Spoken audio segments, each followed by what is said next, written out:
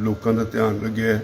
ਅੱਜ ਸਰਕਾਰ ਨਾਲ ਮੀਟਿੰਗ ਹੋ ਰਹੀ ਹੈ ਉਹਦੇ ਉੱਤੇ ਤੇ ਅਸੀਂ ਆਪਣੀਆਂ ਜਿਹੜੀ ਮੰਗਾਂ ਨੇ ਉਹ ਸਰਕਾਰ ਨੂੰ ਲਿਖ ਕੇ ਦਿੱਤੀਆਂ ਹੋਈਆਂ। ਇਸ ਵਾਰੀ ਅਸੀਂ ਉਹਨਾਂ ਦੇ ਕੋਲੋਂ ਜਵਾਬ ਮੰਗਿਆ ਵੀ ਸਾਨੂੰ ਦੱਸੋ ਵੀ ਕੀ ਮੋਡੈਲਿਟੀਜ਼ ਹੋਣਗੀਆਂ, ਜਿਹੜੇ ਸਾਡੇ ਕਾਨੂੰਨ ਤੁਸੀਂ ਸਾਡੇ ਤੇ ਠੋਸੇ ਨੇ ਇਹਨਾਂ ਨੂੰ ਕਿਵੇਂ ਤੁਸੀਂ ਵਾਪਸ ਲਓਗੇ, ਜਾਂ MSP ਜਿਹੜੀ ਹੈ ਉਹਨੂੰ ਲੀਗਲ ਰਾਈਟ ਬਣਾਉਣ ਵਾਸਤੇ ਕੀ ਢੰਗ ਤਰੀਕਾ ਅਪਣਾਓਗੇ। ਇੱਦਾਂ ਦੀਆਂ ਅਸੀਂ ਲਿਖਤੀ ਇੱਕ ਚਿੱਠੀ ਸਰਕਾਰ ਨੂੰ ਦਿੱਤੀ, ਜਿਹਦੇ ਉੱਤੇ ਅੱਜ ਬੈਠਕ ਹੋ ਰਹੀ ਹੈ ਤੇ ਦੇਖਦੇ ਹਾਂ ਕੀ ਹੁੰਦਾ ਹੈ। ਆਮ ਤੌਰ 'ਤੇ ਜਿਸ ਤਰ੍ਹਾਂ ਸਰਕਾਰਾਂ ਦਾ ਰਵੱਈਆ ਹੁਣ ਤੱਕ ਰਿਹਾ ਹੈ, ਜੇ ਤਾਂ ਉੱਦਾਂ ਦਾ ਆਈਡੀਅਲ ਰਵੱਈਆ ਰਿਹਾ ਤਾਂ ਫਿਰ ਇੱਕ ਵਾਰੀ ਸਾਨੂੰ ਹੋਰ ਦਬਾਅ ਬਣਾਉਣਾ ਪਏਗਾ। ਅਦਰਵਾਈਜ਼ ਹੁਣ ਜਿੰਨਾ ਇਹ ਅੰਦੋਲਨ ਸਾਰੇ ਦੇਸ਼ ਵਿੱਚ ਅੱਗੇ ਵਧ ਗਿਆ ਤਾਂ ਸਰਕਾਰਾਂ ਲੋਕਾਂ ਲਈ ਹੁੰਦੀਆਂ ਨੇ, ਲੋਕ ਸਰਕਾਰਾਂ ਲਈ ਨਹੀਂ ਹੁੰਦੇ। ਇਸ ਕਰਕੇ ਸਰਕਾਰਾਂ ਨੂੰ ਆਪਣਾ ਅੜੀਅਲ ਵਤੀਰਾ ਛੱਡ ਕੇ ਇਹ ਮੰਗਾਂ ਜਿਹੜੀਆਂ ਇਹ ਮੰਨਣੀਆਂ ਪੈਣਗੀਆਂ। ਔਰ ਇਹਦੇ 'ਚ ਹੁਣ ਕੋਈ ਦੋ ਰਾਇ ਨਹੀਂ। ਅਸੀਂ ਬਾਰ-ਬਾਰ ਜੋ ਮਰਜ਼ੀ TV ਚੈਨਲਾਂ 'ਤੇ ਬੈਠ ਕੇ ਕੇਂਦਰ ਦੇ ਮੰਤਰੀ ਕਹੀ ਜਾਣ, ਅਸੀਂ ਬੜਾ ਸਪਸ਼ਟ ਕਰ ਚੁੱਕੇ ਹਾਂ ਵੀ ਤੁਹਾਡੇ ਕਾਨੂੰਨ ਕਿਸਾਨਾਂ ਨੂੰ ਕੋਈ ਲਾਭ ਹੋਣ ਵਾਲਾ ਨਹੀਂ, ਉਲਟਾ ਨੁਕਸਾਨ ਹੀ ਨੁਕਸਾਨ ਹੈ। ਔਰ ਹਰ ਐਕਸਪਰਟ ਇਹ ਕਹਿਣ ਲੱਗ ਪਿਆ ਵੀ ਤੁਸੀਂ ਜਿਹੜਾ ਹਰ ਐਕਸਪਰਟ ਕਹਿਣ ਲੱਗ ਪਿਆ ਵੀ ਇਹ ਕਾਨੂੰਨ ਜਿਹੜੇ ਨੇ ਕਿਸਾਨ ਵਿਰੋਧੀ ਨੇ। ਇਸ ਕਰਕੇ ਸਰਕਾਰ ਨੂੰ ਇਹ ਵਾਪਸ ਲੈਣੇ ਹੀ ਪੈਣੇ ਨੇ, ਅੱਜ ਨਹੀਂ ਤਾਂ ਕੱਲ੍ਹ ਵਾਪਸ ਲੈਣੇ ਪੈਣਗੇ। ਸਾਡੀ ਇੱਕ ਅਗਨੀ ਪ੍ਰੀਖਿਆ ਹੈ। ਮੈਂ ਸਮਝਦਾ ਸਾਰੇ किसान परिवारों की सारे रल के डटे रहना चाहिए। सभी किसान भाइयों को हाथ जोड़ के नमस्कार। किसान भाइयों, प्रधानमंत्री मोदी जी RSS और जनसंघ के जिस स्कूल में पढ़े हैं उस स्कूल में यह सिखाया जाता है इनको कि एक झूठ को यदि 100 बार बोलोगे तो लोग उसे सच मानने लगेंगे। इसीलिए प्रधानमंत्री लगातार पिछले 6 सालों में झूठ बोलते रहे हैं और अब तो वो झूठ बोलने में नए रिकॉर्ड बना रहे हैं। पिछले कुछ दिनों से वो लगातार किसान आंदोलन के बारे में दुष्प्रचार कर रहे हैं। लेकिन किसान एकता मोर्चा ने भी यह ठान लिया है कि हम सब मिलके प्रधानमंत्री मोदी जी के एक एक झूठ का पोस्टमार्टम करके उसका पर्दाफाश आपके सामने करेंगे। आज हम बात करेंगे प्रधानमंत्री मोदी के कल के भाषण के बारे में। उस भाषण में उन्होंने 5 बड़ी झूठ बोली। पहली झूठ उन्होंने यह बोली कि उनकी सरकार C2 प्लस 50% फार्मूले के अनुसार किसानों को फसलों का MSP दे रही है। लेकिन हम प्रधानमंत्री मोदी जी को यह बताना चाहते हैं कि प्रधानमंत्री मोदी जी फरवरी 2015 में आपकी ही सरकार ने सुप्रीम कोर्ट में जस्टिस रमन्ना और जस्टिस मुखोपाध्याय की बेंच के सामने यह एफिडेविट जमा किया था कि आपकी सरकार C2 प्लस 50% फार्मूले के अनुसार फसलों का MSP नहीं दे सकती है। और उस समय सरकार की तरफ से सॉलिसिटर जनरल मनिंदर सिंह पेश हुए थे। आज आप यह कह रहे हैं प्रधानमंत्री जी कि आपकी सरकार ने C2 प्लस 50% के फार्मूले को लागू कर दिया है। या तो प्रधानमंत्री जी आप उस समय झूठ बोल रहे थे या फिर आप आज झूठ बोल रहे हैं। तो यह झूठ बोलना बंद कीजिए। और जहां तक बात रही C2 प्लस 50% फार्मूले की, अगर एवरेज निकालें पूरे देश का तो उस फार्मूले के अनुसार गेहूं का समर्थन मूल्य बनता है 3,100 रुपया प्रति क्विंटल और आज सरकार क्या दे रही है 1,925 रुपया क्विंटल। ये MSP जो आप दे रहे हैं ये A2 प्लस FL फार्मूले के अनुसार है, C2 प्लस 50% फार्मूले के अनुसार नहीं है। प्रधानमंत्री मोदी जी ने कल दूसरा बड़ा झूठ यह बोला कि जो उनकी प्रधानमंत्री किसान सम्मान योजना है, इस योजना के तहत किसानों को 2,000 रुपए देने से किसानों का बहुत भला हो जाएगा। मेरे किसान भाइयों, मेरी आपसे एक विनती है, इसकी थोड़ी सिंपल कैलकुलेशन कर लें।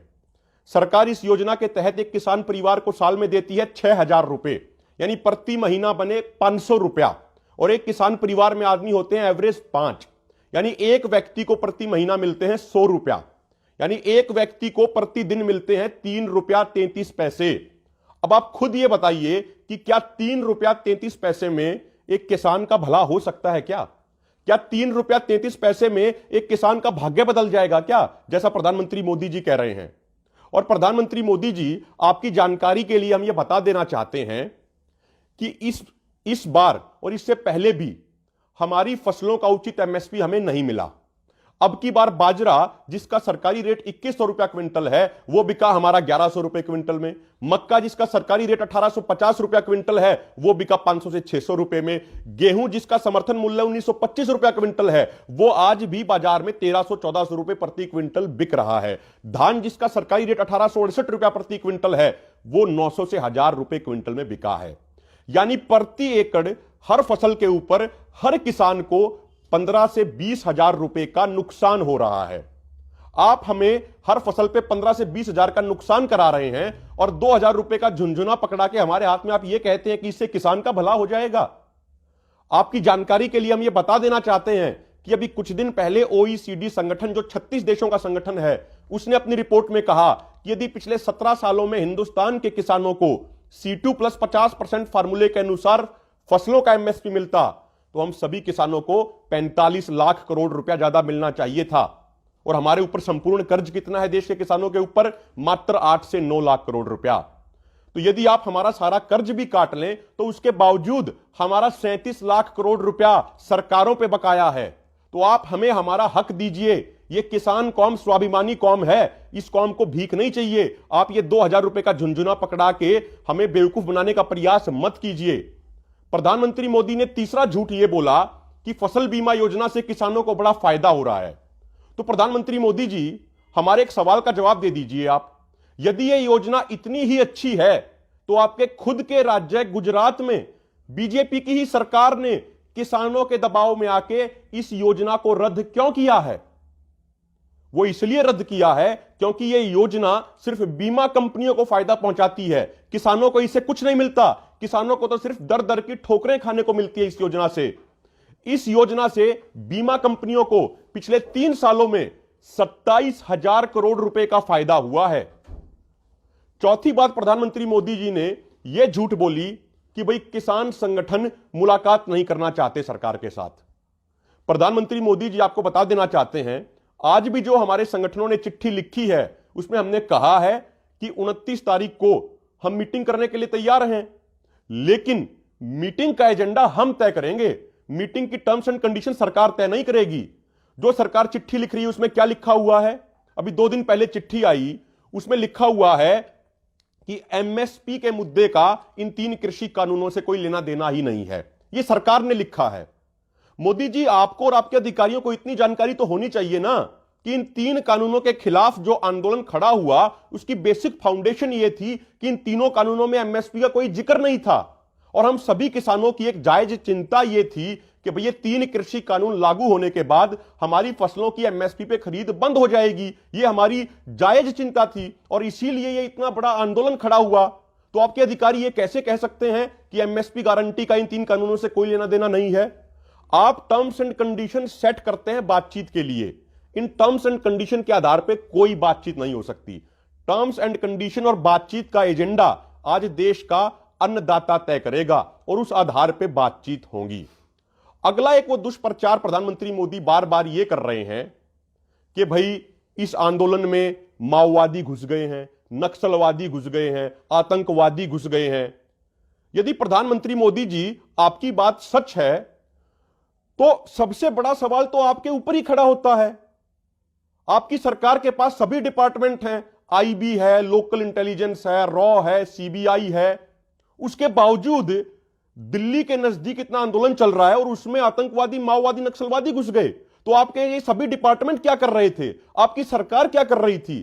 तो फिर राष्ट्रीय सुरक्षा कहां गई? तो इससे तो आपके ऊपर ही सवाल खड़े होते हैं। अगर यदि ऐसा है तो इससे तो आपका फेलियर नजर आता है। मोदी जी, हम आपसे ये विनती करते हैं कि आप किसान आंदोलन को बदनाम करना बंद कीजिए। ये देश का अन्नदाता है और आप इस चीज को समझिए प्रधानमंत्री जी कि देश के आज 44 से अधिक अन्नदाता इस आंदोलन में शहीद हो चुके हैं।